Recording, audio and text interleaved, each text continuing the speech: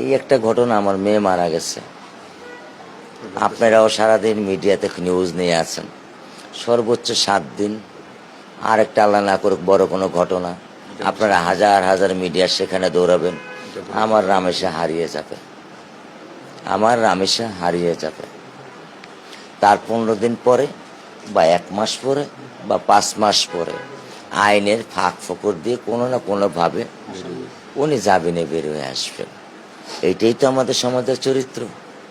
এইটার পিছনে সমাজের ব্যর্থতা, সামাজিক নৈতিকতার অবক্ষয়। আপনি সকাল 6টা বাজে যদি এই মহল্লায় আসেন, রাত্র 12টা বাজেও যদি এই মহল্লায় আসেন, গাঁজা, ইয়াবা বা অন্য অন্য জিনিস আপনার মানে হয়তো বা 1 কেজি উস্তা কিনতে গেলে আপনাকে খুঁজতে হবে, এটা কিনতে গেলে খুঁজতে হবে না, এটা কিনতে গেলে খুঁজতে হবে না। এটা আমাদের সমাজের এখন প্রতিটা জেলাই, প্রতিটা জায়গায়, প্রতিটা পরিবেশই। একজন বাবা হিসেবে অন্য মানে কি বলবেন, একটু কি বার্তা দেবেন? কোনো বার্তায় দিতে চাই না। আপনারা যদি পারেন সমাজ ব্যবস্থা পরিবর্তন করুন, আপনারা যদি পারেন নেশামুক্ত যে সমাজ আমাদেরকে উপহার দেন, আপনারা যদি আমাদেরকে দিতে চান আমাদের বাচ্চা যেন নির্ভয়ে নিশ্চিন্তাভাবে আমি আমার বাচ্চাকে স্কুল কলেজে পাঠাতে পারি, সেটা দেন, দর্শকের খুব তাড়াতাড়ি যাতে বিচার হয় সেটা দেন। আর কি চাইব? আমরা চাইতে পারি, কিন্তু এটা হয়েছে। আমার বয়স 55, আমি জিয়া রহমানের সাথে একসাথে 1 কোদালে 1 টুকরিতে খাল কাটছি। আমি তখন শেরপুর বাগড়াশা স্কুলে ক্লাস 4-এর ছাত্র। আমি 88 বেচের ছেলে, শেরপুর ভিক্টোরিয়া একাডেমির, সরকারি ভিক্টোরিয়া একাডেমি। একসাথে জিয়া রহমান সাহেবের সাথে আমি খাল কাটছি। তার অটোগ্রাফ করা একটা বইও আমার কাছে ছিল, সেটা যে কোনোভাবে হারিয়ে গেছে। তো আমি তো পরিবর্তন দেখিনি, বাড়ছে ছাড়া তো কোনো কিছু কমেনি। আপনি কি মনে করেন নেশার জগৎটা আপনারা নিয়ন্ত্রণ করেছেন? আপনারা বলতে পারবেন? আপনাদের সেই নিউজ আছে আপনাদের কাছে? নেই,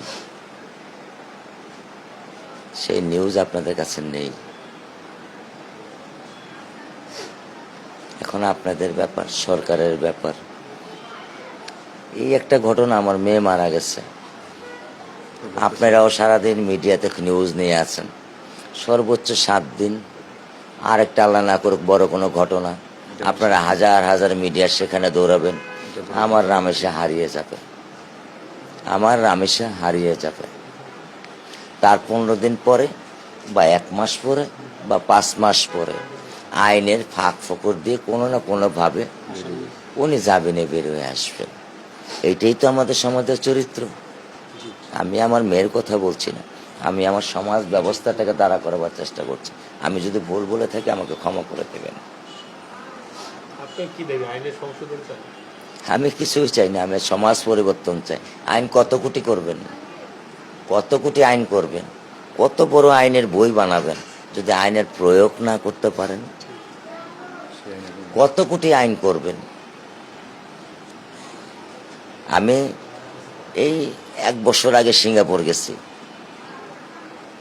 আমি সিগারেটের সুগারটা ফেলতে পারিনি, পুলিশ এসে আমাকে বলল, this is the first time you are tourist, so I want to give to warning, next time I give to money punishment.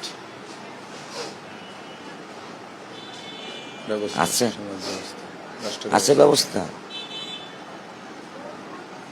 তাহলে জাপানের বাচ্চারা ড্রেনে ময়লা দেখলে নিজেরা পরিষ্কার করে, আমরা করি?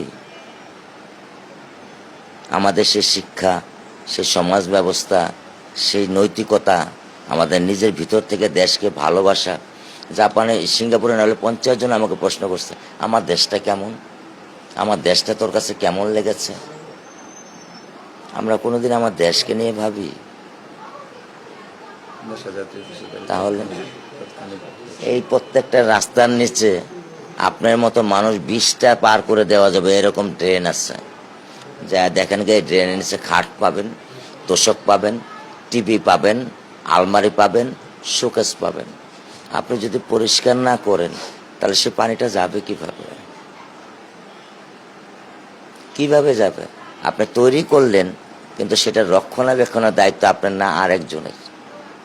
উনি বলবে আমি পানি দেওয়ার দায়িত্ব মালিক, কিন্তু ওই চকি নেওয়ার দায়িত্ব মালিক না, ওটা আরেক মন্ত্রণালয়ের।